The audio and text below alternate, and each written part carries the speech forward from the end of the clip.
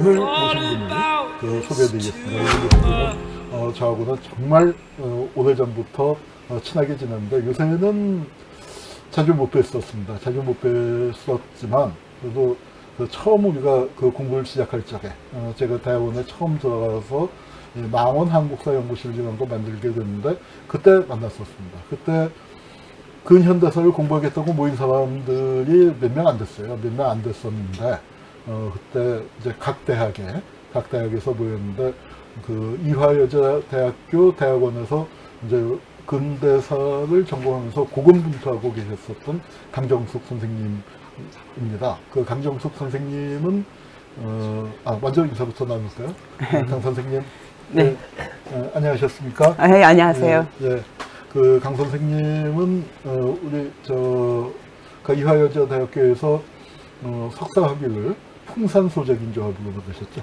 안동 지역의 농민운동. 안동 지역 농민운동인데 풍산소적인조합이라고 제2차 조선공산당의 핵심이 되는 분들, 권오서, 이준태, 김재봉 이런 분들이 다 풍산 분들이에요. 안동 지역이 굉장히 보수적인 것 같지만 또 우리나라 급진운동의 이제 메카였는데 거기를 연구하셨습니다. 그리고 그 후에는 성균관대학교에서 일본군 위안부 문제를 가지고 박사학위를 받으셨습니다. 그러면서 정신대 문제연구소, 우리나라에서 일본군 위안부 문제를 가장 실천적으로 제기했고 또 연구하고 있는 기관이죠. 정대협과 협력해서 운영되고 있는 정신대 문제연구소의 소장을 2002년도에 지내셨고 그 후에 일제강점기 강제동원 피해진상규명위원회에서 또 전문위원과 조사관으로 5년 가까이 근무하셨습니다. 그래서 일본군 위안부 문제에 대해서는 누구보다도 전문가라고 할 전문가이신데 이영훈 등의 반일 종족주의에서 또 일본군 위안부 문제를 특히 한 챕터를 둬서 강조하고 있기 때문에 좀 이거는 저도 비판할 부분이 분명히 있겠지만 그래도 전문가를 모셔서 얘기를 듣는 게 낫겠다 싶어서 제가 제일 편하게 모실 수 있는 전문가이시기도 합니다. 우리 강정숙 선생님, 정말 오랜만입니다. 반갑습니다. 네, 반갑습니다. 네. 어떻게 이영훈 반일 종족주의 책 좀 보셨나요? 예, 네, 분량이 좀 많아서 아주 꼼꼼하게는 못 봤습니다만 예, 전체적으로 흐름을 좀 봤습니다. 어떠셨어요? 상당히 한국에서도 그렇고 일본에서도 그렇고 국제적으로도 정신대 문제를 연구하는 사람들이 상당히 많은데 그런 사람들 주장하고는 대단히 충돌하는 주장을 펴고 있죠. 예, 특히 한국에서 이런 주장을 하는 분이 드무니까. 예. 근데 제가 선생님도 그러시지만 대부분 70년대 후반에 있는 선생님들도 대부분 공부했었던 분들도 이영훈 선생에 대해서는 대충 알잖아요. 부장각에 계셨고 그래가지고 저도 인연이 좀 있는 분입니다. 아, 그러시군요. 예. 그런데 이런 지면에서 만나서 조금 마음이 조금 여러 가지 좀 불편한 부분도 있고 좀 그런 착잡한 부분도 그렇습니다. 근데 이제 이영훈 선생님 하면은 저도 이따가 이제 반일 종족주의 문제를 제 강연에서 다룰 때 말씀을 많이 드리겠습니다만 경제사 분야에서는 굉장히 좀 우리가 그분의 생각에 동의하지 않지만 안다 하더라도 그래도 아주 중요한 업적들을 많이 쌓으셨단 말이에요. 그리고 또 그다음에 우리가 경청해야 할 부분도 좀 많다고 생각을 하고요. 그런데 일본군 위안부 분야에서는 공부를 깊이 하신 적이 있나요? 그거를 어떻게 받아들인가에 따라 다를 것 같아요. 그러니까 제가 서문에 보니까 기본적으로 통념에 휩쓸리지 않고 이제 좀 실증적인 그런 것들을 강조하는 스타일로 강조하고 있었는데 과연 그런 식으로 지금 연구가 됐는지 그런 문제도 있고 실질적으로 이영훈 선생님이라든지 낙성대 그쪽에 있는 분들이 이 문제에 대해 관심을 갖게 된 것은 저희 연구소, 그러니까 한국 정신대 연구회 하고도 있는 게 있습니다. 최창기 안병직 선생님이 관계를 많이 하셨죠? 그때 안병직 선생님의 누님이 네. 정신대로 그때 여자근로 정신대죠. 근로정신대. 근로정신대로 간 위험이 있다고 그랬던 경험이 있어서 네. 그 연구와 겸해서 하고 싶다 그래가지고 함께 합의했었던 거예요. 예. 사실 그렇죠. 이제 정신대 문제연구소가 만들어지는 과정이 저는 이제 뭐 제가 참여하거나 그런 건 아니지만 이렇게 옆에서 지켜봤을 때 참 감동했었던 부분이 초창기 멤버들 아마 뭐 기억하시는 분들 계시겠지만 이효재 선생님이나 윤정옥 선생님인데 네. 그 선생님들이 딱 그 지금 정신대 할머니들 일본군 위안부 할머니들랑 연배가 비슷하시잖아요. 비슷해요. 그러니까 이분들은 그야말로 이대 나온 사람이죠. 그 시절에 이화여전을 다녔으니까 한국 사회에서 뭐랄까 뭐 신분이나 뭐 안정적인 위치에 있었고 일본군 위안부로 끌려갈 만한 위치에 있었던 분은 아니지만 그럼에도 불구하고 동년배로 그런 흉흉한 소문이 도는 거에 대해서 뭐 많이 두려워하셨고 네. 그러고 그다음에 그때 끌려간 아이들은 어떻게 됐을까? 그러니까 당신 또래 여성들이 네. 당신 또래 여성들이 어떻게 됐을까를 이분들도 잊고 사신 거죠.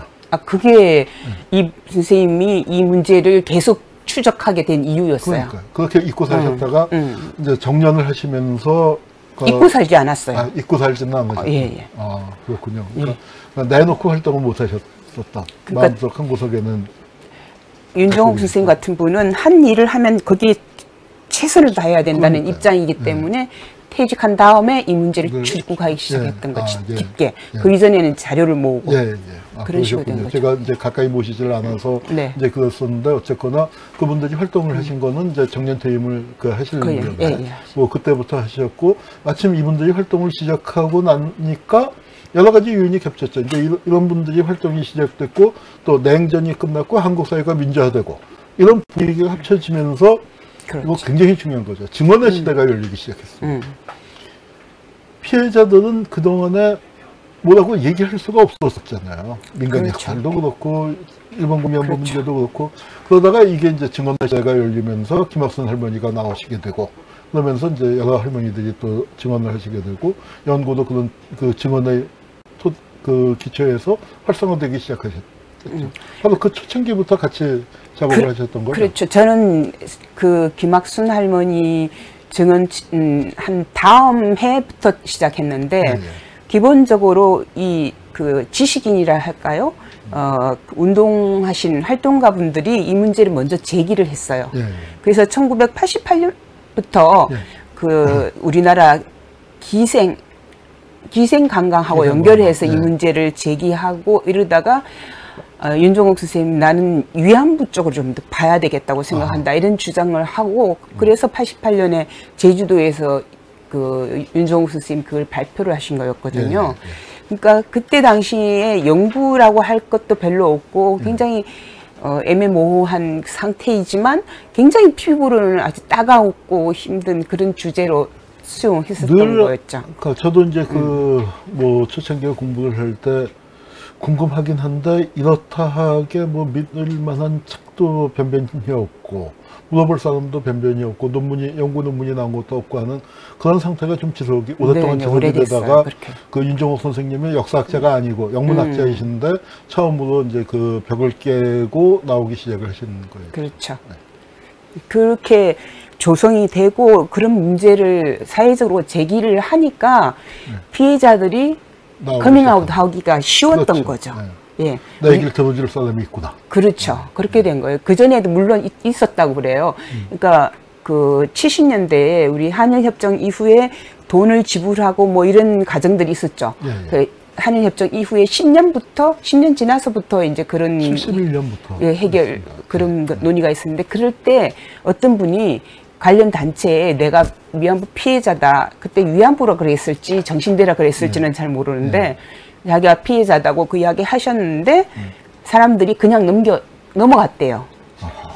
그런 분이 있었다 그래요. 그리고 실질적으로 자기가 편지 내지 일기 비슷한 걸 쓰고 돌아가신 분도 있거든요. 그런 기록들이 지금 그게 그 위안부 문제 그러니까 그 강제동원 진상규명위원회에 신고할 때 돌아가신 분 기록이 들어왔었어요.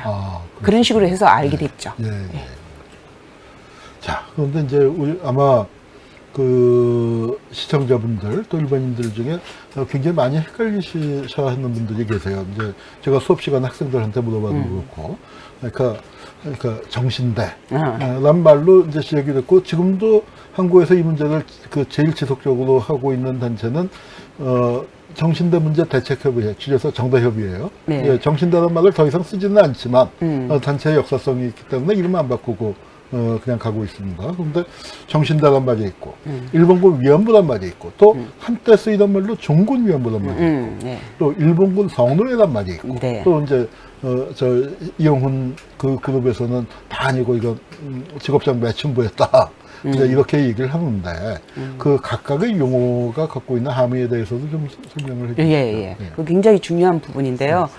이게 그 데이신타이라고 한 거 있잖아요. 네, 이게 여기에도 책에도 네. 이렇게 쫙 그 역사가 보여지는데 네. 데이신타이라고 하는 것 자체는 우리 사회에서는 위안부를 지칭하는 용어로 꽤 오래 사용됐죠. 네. 그러기는 한데 실질적으로 역사적으로 보면은 데이신타이는 그냥 천황한테 몸바치는 부대랄까 그런 집단 이걸 의미하는 거기 때문에 누구든지 데이신타이가 될 수가 있는 거예요. 그렇죠. 그리고 처음에 이렇게 쓰였을 때 신문에 나왔는데 그래도 보면은 중국의 어느 지역으로 그 요시다 부대가 그 지역을 점령했다 이럴 때 데이신타이 뭐 이런 식을 붙이기도 했거든요. 그러니까 부대에다가 데이신타이도 붙이고 일하는 부대에다가 데이신타이 붙이고 이랬기 때문에 굉장히 광범하게 썼죠. 그러다가 1943년, 44년 되면 여자 정신 근로령이라는 게 만들어졌잖아요. 그러면서 이 용어의 사용이 여자한테 쓰이는 것으로 좁아졌지만 그렇지만 예를 들어서 김도환 같은 경우도 맞습니다. 정신대 할 제가 일이 있다 학생들한테 그런 거 하거든요. 예. 정신대란 말로 포함이 안 되는 게, 야, 김도환도 정신대였어 하면 학생들이 깜짝 놀랐어요. 그러니까요. 아니, 그러니까 군인을 정신대라고 네, 불렀다니까요. 그러니까 그게 그럼, 말이 얼마나 근데 오해할 여지가 많냐. 그러다가 보니까 초기에 우리들도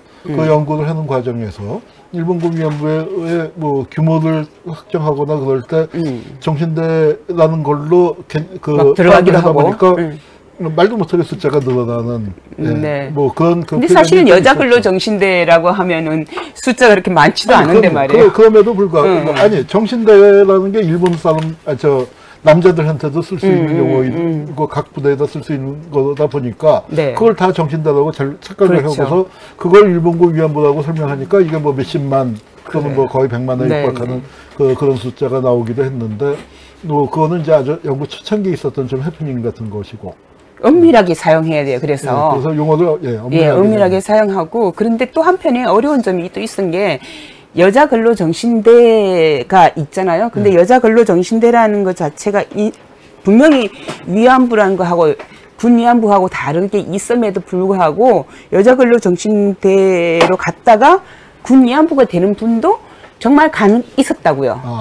그러니까 강덕경 할머니 경우에는 그 진주에서 여자 근로 정신대로 갔다가 도망치다가 위안부로 된 경우고 그뿐만 아니라 진주에 또 묘하게 강덕경 할머니도 그렇지만 진주에 또 어떤 한 분도 그 후지코시 그쪽에서 위안부로 그러니까 여자 근로 정신대로 갔다가 저기 그 인도네시아 헤르마 헬라 섬으로 동원된 분도 있어요. 근데 그분은 인도네시아 말도 하시고 그러더라고요. 그러니까 저 같은 경우에는 의심이 많은 사람이라서 여자 근로 정신대로서 강덕경 할머니처럼 그렇게 우발적으로 된 사람들은 있어도 여자 근로 정신대로 갔던 사람을 통째로 그렇게 갈 수 있을까에 대한 저는 의심이 좀 있었거든요. 근데 하여튼 그분은 인도네시아 말도 하고 그때의 기억을 그렇게 해서 저희 정원집에도 실렸단 말이에요. 그러니까 그걸 뭐라고 해야 되나? 그리고 가끔씩 그런 분이 있기 때문에 그러면은 우리가 기억하고 있는 여자 근로 정신대로 갔다가 군 위안부로 됐다라는 것도 있었던 일 아닌가? 그렇게 된가 하는 분이 있는 거죠. 근데 일반적으로는 여자 근로 정신대로 가서는 노동 착취를 당한 거지. 그 위안부라고 말하기는 좀 그러니까 안 그런 되죠. 경로가 그렇게 해서는. 완전히 막혀 있었다고 얘기할 수는 없지만 범주상으로는 분명히 다르죠. 다른 거였고. 게다가 여자 근로 정신대로 갔던 피해자들이 위안부라고 오해를 받아서 남편한테 부타당하고 이혼당하고 사회적으로 따당하고 이런 거 생각하면 정말 용어를 바꿔 써야 돼요. 그러기는 한데 그때 그래서 제가 정신대 연구에 있었을 때 강제동원 피해자들 중에서 우리가 여자 근로 정신대로 갔는데 너네들이 이름을 주로 위안부 쪽 다루면서 정신대 연구소라고 하니까 우리가 오해를 더 받는다. 이름 바꿔라. 이렇게 이야기한 적이 있었어요. 근데 저희들은 계속 그 문제 때문에 고민을 많이 했기 때문에 물론 그 할머니들을 생각하면 좀 바꿔야 되는 거 아닌가 고민도 좀 되기도 하는데 아까 말씀했던 것처럼 정신대란 용어를 그 당시에는 굉장히 포괄적으로 썼기 때문에 이거를 꼭 바꿔야 할 의무는 없다. 그렇게 생각해서 사실상 그냥 가지고 있었어요. 정신대 연구소에서는 나름대로 그렇게 정리가 됐었어요. 사실 뭐 우리가 어렸을 적에 일본군 위안부 문제의 실체를 모르기 전에도 다들 들을 때는 정신대 끌려갔다, 정신대로 그렇게 했다, 이제 이렇게들 그 사회통념으로 그랬었으니까요. 자, 그런데 이제 위안부라고 하는데 그 위안부라는 표현에 누가 위안을 받는 거냐. 그렇죠. 그러니까 그 다음에 이게 할머니들에게는 정말 이렇게 지옥이 따로 없는 것인데, 그러니까 위안부라는 명칭을 쓰는 거에 대해서 또 이제 이게 역사 용어이기 때문에 역사에 그 당시에 그렇게 불렀기 때문에 쓰지만 그래서 글을 쓸 때는 꼭 이 따옴표를 쳐서 쓰시죠. 예, 저는 그 위안부에 대한 것도 좀 추적을 좀 했었어요. 실질적으로 우리가 기본적으로 위안부라는 용어를 피해자 중심적인 입장으로 봤을 때는 쓸 수 없는 용어죠. 그렇죠. 그게 일본 제국주의의 통치자의 입장에서 군인을 위안해라 이런 의미에서 이제 그렇게 된 용어이기도 한데 실질적으로 얘네들이 그 위안부란 용어를 광범하게 쓴 시기는 오히려 얘네들이 패전 이후에 썼어요. 그리고 그 전에는 그러니까 외무성 그런 데서 잠시 쓰긴 해도 광범하게 썼다. 그 일본 군에서는 썼지만 수뇌부들 있죠. 수뇌부에서는 별로 안 썼어요. 그러니까 수뇌부 중에 제일 먼저 썼던 게 외무성이었고요. 그리고는 그 일본이 그 패전 이후에 그 미군 점령군에 대한 위안부를 만들려고 했잖아요. 그때 위안부 용어가 다시 나와요. 그때 다시 나오고. 예, 그러니까 그 이전에 그러니까 단위 부대, 그러니까 예를 들어서 그 대대, 연대 이 규모에서 1939년도에 처음으로 위안부라는 용어가 나오더라고요. 위안소는 31년부터 나와요. 위안소는 31년부터 나오고. 네. 위안소는 쉽게 이야기 썼는데 위안부라는 용어는 39년도에부터 어떻게 해석해야 할까요? 그러니까 있는데 없는 것처럼 만들어버린 거라고 봐야겠죠. 위안소가 위안부 없이는 운영이 안 되는 것인데. 그러니까 위안소라는 용어를 쓰는 것 자체가 이게 신성한 황군에서 뭐 두기가 좀 거시기하다. 그러니까 육악이라든지 이런 식의 용어를 쓰는 거가 연합군이라든지 서양 제국들에게도 창피한 거예요.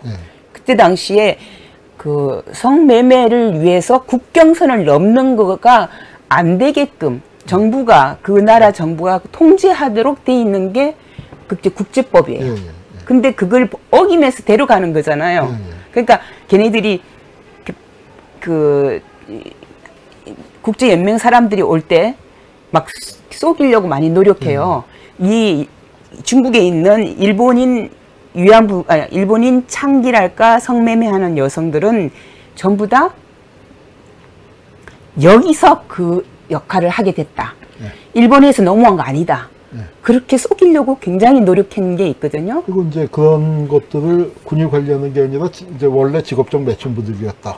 그런 식으로 하지만 어쨌거나 그래서 그 육악이라는 용어를 계속 그냥 쓰면은 그 옛날 거 연결되는 것처럼 느껴지니까 새로 만든 게 위안소라고 저는 생각해요.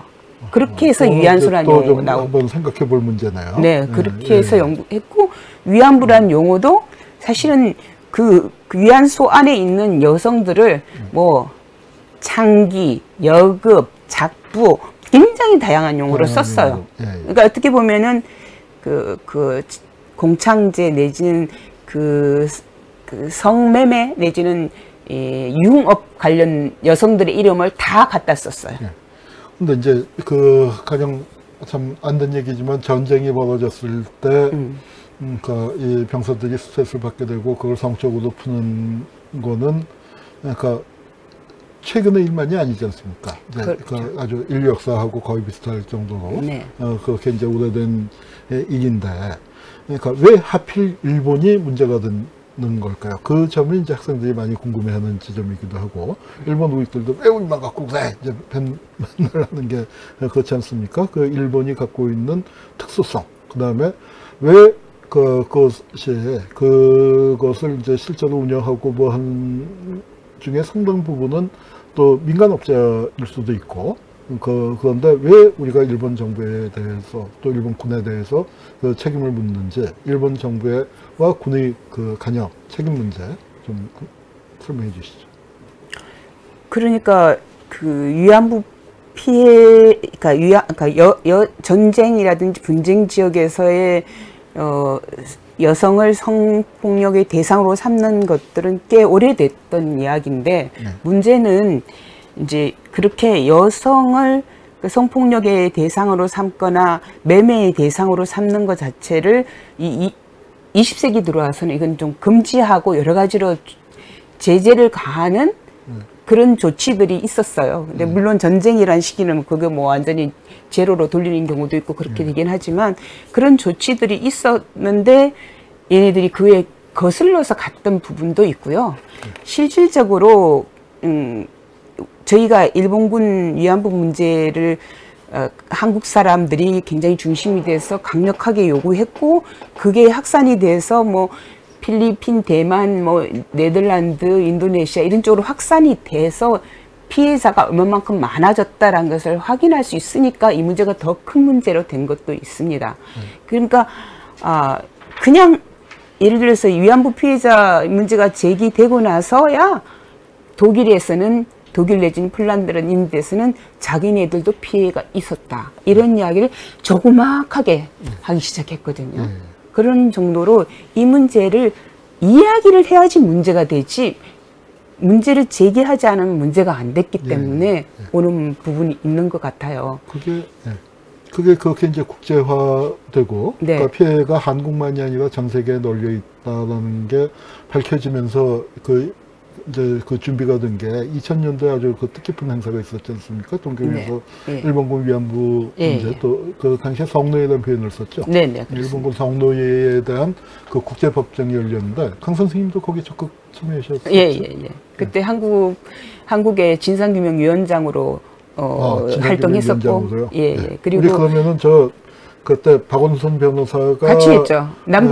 이 검사였는데, 강 선생님의 더 위에 아니에요. 그건 아니고, 저는 이제 진상규명위원장 내부적으로 이제 그런 부분을 위해서 제가 하는 역할이 있었던 거고, 그리고 남북한 뽑아서 검사들을 뽑았고요. 그때 이제 박원순 변호사는 이제 그때 변호사였고, 대부분 다 변호사가 아니었어요. 젊은 변호사였죠, 진짜. 하여튼, 그랬기 때문에, 했고, 북쪽하고 우리하고 거의 반반 나눠서 일을 맡았었거든요. 반반을 나눴습니까? 그럴 때. 그게 그 유명한 북쪽에서 그 박영심 할머니. 그렇죠. 박영심 할머니 맞죠? 임신하신.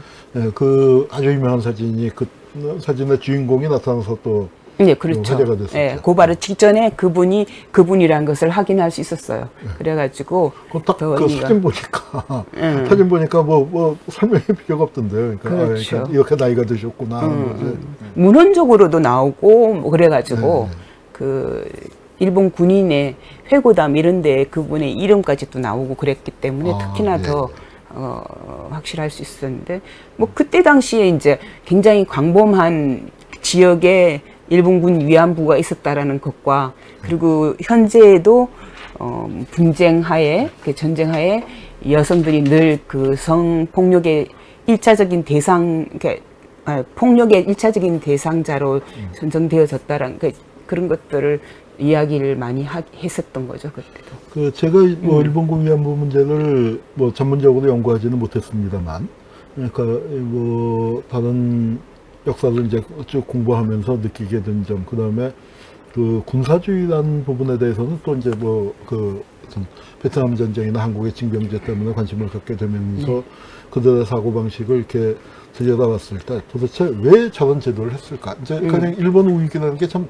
아주 독특하잖아요. 근데 그리고 자기네는 신의 나라고 항구는 신성한 거고, 그런데 왜 저렇게 국가가 나서서 포주 역할을 했는가? 그 부분이 이제 조금 전에도 말씀하셨지만 그 이게 GC하고 좀 감추는 분위기도 분명히 있었고, 뭐 이제 그랬었는데 그렇게 이것을 뭐 거의 준제도화한 이유, 그다음에 국가가 개입한 부분들이 그 성병 통제와 관련된 부분이 깊지 않나? 근데 전 그 부분이 좀 그 연구가 좀 미흡한 게 아닌가 생각이 드는데, 왜냐면은 지금은 이제 페니실린 뭐 항생제 같은 것들이 발달해서 그 성병이라는 게 어느 정도 뭐 그 통제가 가능하고 치료가 가능하지만 그 항생제 나오기 전에는 성병이 치명적이었잖아요. 그쵸. 그러니까 뭐 옛날 우리 무선에도 보면 화류병 걸려서 어떻게 잘못됐다 하는 얘기들 많이 나오는데, 군대에 성병이 돌게 돼서 이게 성병이 심해지면은 보병이 걷질 못한단 말이에요. 그렇죠. 걷질 못하면은 한 명이 퍼지면은 가령 이제 뭐 그 사람이 거기에 달라붙어야 되고, 전투 중에 뭐 파편 맞아서 머리가 깨졌다, 팔이 부러졌다 하면 지발로 걸어갈 수가 있지만 성병이 심해져서 퍼져버리면은 그걸 때려 죽일 수도 없고 파묻을 수도 없고 버리고 갈 수도 없으니까 몇 명이 여러 명이 그 달려들어서 그 이제 이렇게 짊어지고 옮겨야 하는데, 여기서 조기 가는 거면 업고 가고 뭐 두 명에서 들것으로 가지만 몇십 킬로 행군을 한다면은 이거는 옛날에 사색시 시집갈 때도 가마군대 이시 안 됐다고 하는데, 그러니까 이거 굉장히 골치 아픈 거 아닙니까? 그래서 네, 그렇죠. 이걸 거꾸로 생각을 해보면, 그러니까 이 성병 문제, 이 일본군 위안부 문제가 굉장히 야만적인 제도 자체는 명백히 야만적인 제도지만 이 제도를 만든 사람들은 뭐랄까요, 이 표현을 합리성이란 말을 이렇게 써도 되는지 모르겠습니다만, 그렇죠. 굉장히 합리적인 계산을 해서 성병 환자를 한 명을 예방을 하면은 이건 징병 효과를 확 올리는 게 되는 거죠. 그렇죠. 그래서 저는 이것을 그 일본 군국주의의 어떤 총력전 사고, 그러니까 1차 프로스펜 전쟁을 거치고 1차 대전을 거치면서 러일 전쟁을 거치면서 이제 든 사고 방식이 전쟁은 앞으로는 이게 일선에서 붙는 그 전투력도 중요하지만 얼마나 장기 지속적으로 전쟁을 수행할 수 있느냐, 거기에는 병력을 어떻게 지속적으로 공급하느냐인데, 작은 일본이 큰 중국이나 뭐 소련을 상대로 전쟁을 한다고 가정을 했을 때 성병 환자를 예방한다는 건 징병 효과를 뭐 정확히 계산은 안 해봤지만 아마도 그 당국자들 입장에서는 10% 15% 정도는 징병 효과를 늘릴 수 있는 게 아닌가. 예전에 그 러시아 혁명 직후에 이렇게 백군들이 그쪽에 출병했잖아요. 그러니까 뭐 그 일본군도 출병하고 뭐 서방에서도 출병했지만 하여튼 그때 일본군이 러시아에 가서 성병으로 걸려가지고 이 병력 손실을 된 게 싸워서 손실된 것보다 더 많았다고 그래요. 그러니까 그거에 대한 그러니까 러일 전쟁 때도 있었고, 그렇죠. 러일 전쟁 이후에 그 시베리아에 이제 출병했다가 거기서 그 백군이 우리 독립운동사하고도 아주 밀접하게 연결되는 거죠. 뭐 우리 그 한국 공산주의운동사 처음 보면 다 시베리아 지명들 나오지 않습니까? 네. 그 시기에 병력 손실이 어마어마했기 때문에 야 이걸 막으면은 이거는 징병을 몇천 명 당한 거랑 똑같다. 그렇죠. 이제 하는 점에서 이게 전쟁에서 쓸모가 없는 여성의 몸뚱아리를 동원해서 이걸 그 징병 효과를 높인다. 나는 아주 기막힌 발상을 한 게, 이게 인간의 얼굴을 지워버리면 굉장히 합리적이게 효율적인 그 동원 책임자들 입장에서 보면은 그래서 이것이 받아들여지는데, 근데 신성한 황군이 내세우기에는 이게 엄연히 포주짓이나 뭐 다른 국가 포주제죠. 그러죠. 국가가 군 당국이 이제 포주짓을 하면서 특히 성병 검진 부분을 하는 건데, 민간에게 많은 부분을 넘겼다 하더라도 이 성병 검진은 군이 계속 담당하지 않았습니까? 군의관들이? 군의관이 한 경우가 많은 것 같고요. 네. 경우에 따라서는 그 동네에 있는 의원이 했다 그러기도 의원이 해요. 했다. 근데 그러니까 이제 늘 군의관이 따라다닐 수 있는 규모가 그렇죠. 아닌 군의관이라면 경우도 적어도 있잖아요. 대대급에서만 이제 주둔을 할 텐데, 그러니까 그 이하 부대라면은 군의 의무시제 대대. 예. 그러니까 중대까지가 아마 유한소가 설치될 수 있는 규모였던 것 같아요. 예. 그런데 이제 그 군의관은 중대에는 배치가 안 되니까. 그러니까. 그런 경우에는 예. 그 지역에 의사가 있으면은 의사한테 위임을 하고, 네네, 아닌 경우에는 하여튼 군이 개입을 해서 철저하게 통제를 했던 것이죠. 자, 근데 또 이제 그 논쟁이 되는 부분이 강제성이라는 부분인데, 네. 이제 그 이영훈 그쪽에서는 이거 강제성이 아니다. 이건 뭐 저 인신의 자유가 보장이 됐고 자유롭게 할 수 영업 행위를 했고, 그다음에 또 심지어는 막대한 돈을 벌었다. 이렇게 주장을 하고 있는데, 그리고 여기 보면은 뭐 특히 이제 문옥주 할머니 같은 경우에 뭐 월급 하면서 이거 봐라, 이게 샐러리면 몇십 배다. 이제 이렇게 주장하는데, 그런 부분에 대해서 어떻게 보십니까? 저도 그건 좀 난감한 부분이 없잖아 있긴 있던데, 근데 이제 그쪽 당시 그 시기 연구했던 경제사 하시는 분에 의하면 그렇게 비교하면은 많은 것 같지만 현지에서의 가격, 현지의 돈 가치를 생각하면 인플레가 엄청나게 심해서 거의 휴지 조각이나 마찬가지인 경우도 많았다. 뭐 그런 이야기도 있고. 근데 이제 경우에 따라서 이제 문옥주 할머니 경우에는 자신이 이렇게 위안부로서 받은 돈보다 이 할머니가 제주군이셨거든요. 그래서 일본군한테 이게 뭐라 하지, 레크레이션 대신 예능을 팔아서 그 대신 판다는 표현은 적절하지 않은데 그거에 의한 돈을 받아서 그렇게 저축했다, 그런 이야기도 하시더라고요. 그리고 또 재미있다 좀 그런데 버마 지역이 이게 저 인팔 쪽으로 작전해서 막 가서 사람들 왕창 죽기도 하고, 저 다른 또 태평양 지역으로 가기도 하고 그랬거든요. 그러면 군인들이 돈 주머니를 다 풀어놔요. 그러니까 다 풀어놓고 가장 그래도 위안부라고 돼 있는 여성이라도 그래도 자기하고 그래도 이렇게 마주보고 이야기할 수 있는 유일한 흥기 있는 여성이잖아요. 그러니까 거기에다가 자기 거를 다 주고 가는 경우가 있어요. 약탈한 보석이니 뭐 이런 것까지도 다 주고 가요. 그래서 졸지에 이제 두둑하게 챙기는 분이 생기기도 하더라고요. 특수 사례로. 예, 그런 것들도 있어서 뭐 그때 당시에 정말 그 돈을 물론 그렇게 번 경우도 있을 수 있어요. 전혀 없다고 할 수는 없는데. 그런데 그렇게 해가지고 그렇게 많은 것이 어려울 것 같아요. 게다가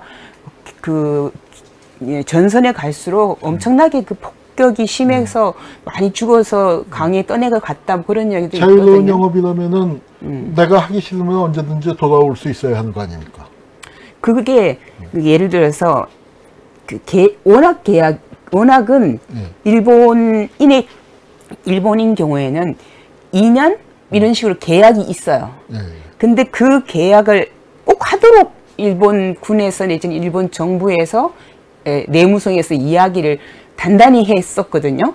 무슨 계약서를 써라 이렇게 돼 있는데, 우리나라에서 그런 이야기를 들은 경우는 별로 없는데, 문옥주 할머니 같은 분이나 몇 분은 일본어를 잘하시고 글도 잘하고 아주 머리가 비상하신 분들이 있어요. 그런 분들은 그런 게 있다라는 것을 알아요. 알게 돼요. 그러면 그거 가지고 흔들죠. 그러니까 너네들 범법행위 했잖아. 뭐 나 찔릴 거야. 뭐 이렇게까지 활용할 수 있는 거예요. 그러니까 그 일본군이 늘 그 탄압적인 것만 아니라 무리 없이 지나가야 되는 부분도 많이 있으니까 여자가 막 날서서 막 문제 일으키는 거를 막아야 하는 것도 있거든요. 그러니까 그거를 다독거려서 넘어가는 경우도 꽤 있는 것 같아요. 그래서 그런 거를 문옥주 할머니는 잘 활용했었던 것 같고, 그리고 경우에 따라서 일찍 돌아온 분이 있죠. 김순덕 할머니 같은 분도 위에 높은 사람 덕분에 일찍 돌아왔다 그런 이야기 하시잖아요.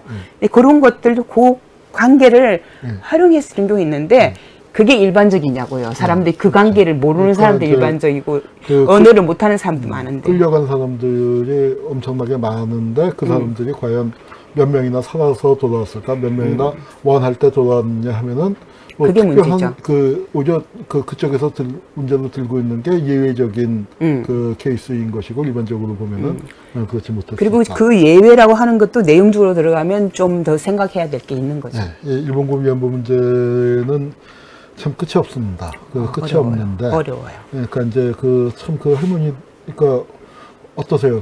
이용훈 씨가 이제 이걸로 문제를 일으킨 게 하루 이틀이 한두 번이 아닌데. 네. 그리고 기억하시나요? 2004년도인가에 백분 토론에 나왔다가 이제 또 뭐 공창제였다 이제 그런 얘기를 이번에도 또 되풀이했습니다만. 저는 공참제라고 사실 생각해요. 아, 그래요? 예, 왜냐면 일본 정부가 일본 군이 공창제라는 용어를 쓰고 싶지 않아서 위안부가 나온 거예요. 그러니까 우리가 너네 뜻대로 우리 그러면 위안부제로 하겠다. 공창제라는 제도는 이미 이제 일본이 선진국가를 이렇게 탁 폼내고 싶어 할 때 그러면 그 손가락질 받게 되는 거니까. 네, 찝찝한 거죠. 이제 공창제의 전통 속에서 그거는 이제 그게 일본에서는 이제 핫다 이쿠히코죠?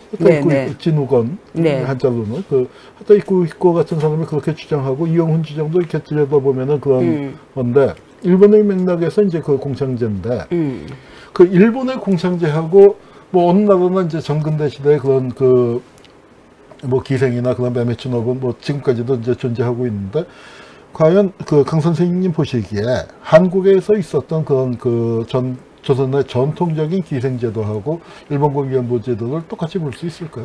그거 보고 열이 얼마나 올랐는지. 아니, 최근에 제가 논문 심사를 하나 했는데, 그 심사의 내용은, 우리나라 기생제도와 창기제도를 구분 못한 거에 대해서, 이전에 기생 연구한 사람들을 굉장히 비판하고 굉장히 구분하는 그런 논문을 심사한 적이 있어요. 근데 실질적으로 일제시기 때 그러니까 한말에 우리나라의 공창제를 도입할 때 기생제도 좀 손을 보죠. 그러기는 해도 공창제하고 이거하고는 달라서 위안부가 아니라 창기라고 하는 그쪽으로 영역으로 배정이 되어지는 여성들이 굉장히 불쾌하고 싫어서 그 사람들이 이제 삼패라고 하는 사람들을 주로 그쪽으로 배정을 했는데 그 사람들이 너무너무 열심히 노력해가지고 기생으로 승격한 경우가 있거든요. 그러니까 그때 당시만 해도 우리나라에는 기생은 있어도 직업적인 공창이라고 할까 창기라는 건 없었잖아요. 일제가 들어서 만든 걸로 보통 그렇죠. 일본이 도입한 건데 그러니까 그거하고 같다 그러면은 그럼 역사를 어떻게 하려고 그런 건지 나 정말 좀 답답했어요. 그리고 군에서 그렇게 전쟁터에 끌고 다니는 그런 거는 조선시대는 상상도 할 수 없는. 그러니까 그거는 붙박이로 신분제적으로 기생을 변방에 기생을 배치해서 그게 이제 군기잖아요. 군 진영의 기생이라고 그래서 근데 신분제잖아요. 신분제하고 지금 일제 시기에 그걸 같이 막 결합해가지고 이야기해버리면 역사 그 부분이 굉장히 실증적이고 중요한데 그게 시공간이 이렇게 같이 어우러져야지 정확한 이야기를 하는 건데 시간을 갖다가 막 막 몇십 년 자기 편한 것만 넘어갔다가 이제 그렇게 돼버리면 안 되죠. 우리가 젊었을 때 듣기에 이영훈 선생은 그런 사람이 아니었던 아니죠. 굉장히 엄밀한 사람이라고 알고 있는데 그랬었는데 그래서 하여튼 사실은 이걸 읽는 게 또 불편했던 게 지금 젊은 독자들 읽는 거하고 이제 강 선생님과 저희 또 내가 특히 그러면서 역사를 공부했던 사람이 있는 게 굉장히 불편한 게 뭐 개인적으로 친하진 않았다 해도 이영훈에 대한 그 추억 같은 것이 있고 안병직에 대한 선생님에 대한 그 경외감, 존경심 같은 것들을 갖고 있었고 이영훈에 대해서 있었는데 그걸 기억하는 입장에서는 너무너무 힘든 거죠. 사실은. 힘들어요. 네, 침울해요. 이게 그냥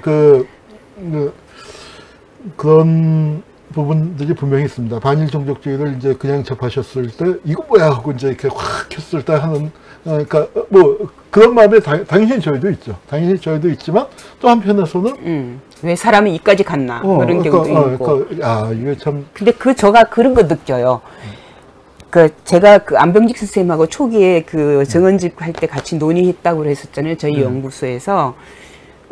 그런 것 때문에 아마 저는 낙성대 쪽에서 이 문제에 관심이 크게 갖게 된 계기가 됐을 거라고 생각이 좀 드는 한데, 근데 그거로 끝이었죠. 그리고 이 논의가 없잖아요. 이 사람들은 이 사람들끼리만 이야기하고 있고 피해자의 증언을 제대로 들은 게 없는 것 같아요. 그거 보면은. 그러니까 피해자의 증언에서 그러니까 사실 기억이라는 게 더군다나 몇십 년 동안 억눌린 기억이라는 게 풀어내다 보면은 그러니까 그리고 또 이제 시간에 따라서 이게 쫙 풀스토리를 하느냐 한 10분, 20분만 얘기를 하느냐에 따라서 이게 뭐 압축적으로 가면서 그러니까 또 그분들이 그렇게 엄밀한 그 증언에 요구되는 시간, 장소 그걸 하는 훈련을 받은 분도 아니고 그 수십 년 전의 얘기인데 하니까 얘기가 뒤죽박죽 섞이게 돼 있단 말이에요. 그러니까 이거 봐라 이거 안 맞지 않느냐 하고 그냥 탁 내던져 버리더라고요. 근데 그건 조금 그런 게 저는 저도 할머니들 기억이라 되는 것들 뒤죽박죽되고 뭐 할머니들 기억을 점검하기 위해서 너무 지나치게 점검하고 있지 않나 그런 생각이 들 정도로 사실 검증을 해요. 그 할머니 말씀을 무조건 수용하는 사람도 사실 있어요. 그렇죠. 그 할머니가 틀린 말을 했겠냐. 그래서 그걸 일단 놓고 하는데 저는 그래도 이렇게 시공간을 맞춰 나가야 하는 게 굉장히 역사에서는 기본이니까. 해보면은 정말 고도의 지적 훈련을 받고 뭐 한 분인데도 뭐 착각을 해서 5년 10년을 그냥 휙휙휙 사건들을 인터뷰하다 보면은 뭐 많이 그렇죠. 있는데. 그렇게 그러면서도 또 한편은 그분들이 알려고 하는 내용들이 시공간이 맞춰지지 않으면 잘 이해가 안 되는 부분도 있기 때문에 굉장히 엄밀하게 하려고 노력하거든요. 그래서 저를 다 하다 보면은 물론 너무 안 맞는 경우도 있어요. 근데 뭐 50년 전, 뭐 60년 전 이야기를 할머니한테 맞추라 그러면 그건 제가 개인적으로 저 능력으로도 안 맞아. 아니, 우리도 안 맞잖아요. 근데 기막히게 맞히는 분이 있어요. 그런 분들은. 근데 저희들은 할머니 개인적인 정보를 드러내는 자료들을 발굴 못했었거든요.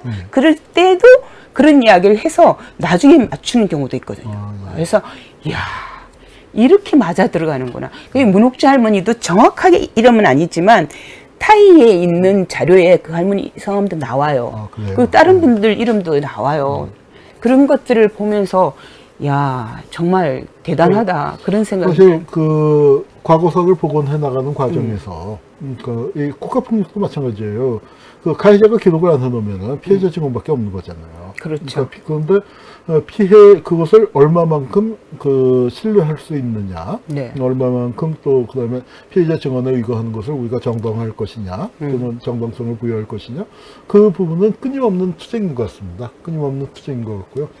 아이고 시간이 벌써 이제 50분이 다 돼가네요. 이게 원래 이제 역사 수다가 40분 정도인데 일본군 위안부 할머니 얘기는 사실은 끝이 없을 겁니다.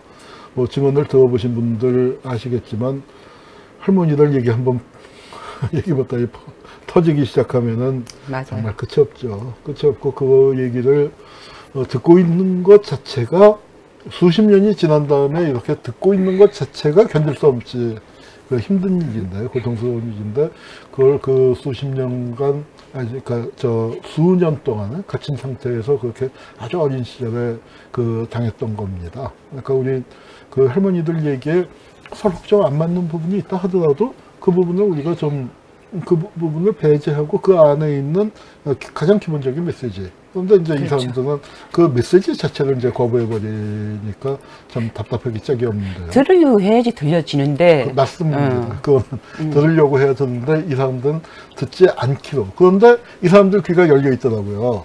일본 우익들의 주장에 대해서. 그래서 참 이번에 읽으면서 참 힘들었던 게 일본 우익들이 일본군 위안부 할머니들을 비판하고 욕볼 때 하던 얘기가 되게 다 들어있는 것 같아요. 그래서 그 부분이 참 유감이었습니다. 언제 한번 참 마지막으로 오늘 못다 하신 말씀 있으면 말씀. 많죠. 하나하나 말하기가 어렵습니다. 너무 많아서. 아무래도 한번 다시 기회를 모셔서 일본군 위안부 문제에 대해서도 그러지 않아도 제가 뭐 제가 하는 게 적절할지 어떨지 몰라서 조금 망설이고 있지만 뭐 저도 이제 뭐 학교 수업이나 강연에서 질문도 나오고 또 해야 할 경우도 있고 해서 조금씩 하고 있고 또 우리 학교에도 일본군 위안부 사도 자료 열심히 발굴하는 강성현 선생도 있고 또 주변에 이제 연구자들도 오늘 강정석 선생님 모셨지만 몇 분 계시기 때문에 일본군 위안부 문제도 한번 기회가 되면은 이렇게 특강 시리즈를 한번 만들어 보는 게 필요하겠다. 그래서 특히 어딥니까 반일 종족주의 이쪽 패거리들이 얘기하는 그 쟁점들별로 한번 짚어보는 것도 의미 있겠다 하는 생각이 있습니다. 그렇지, 중요할 것 같아요. 오늘 비가 와서 차도 막히는데 오시느라고 고생 많았습니다. 전 굉장히 오래간만에 봐서 사실은 약서 쓰다 말고 이것저것 수다를 떨고 싶은데 또 방송을 진행하는 관계로 여기서 오늘 작별 인사 해야 할 것 같습니다. 네. 오늘 감사합니다. 불러주셔서 감사합니다. 네.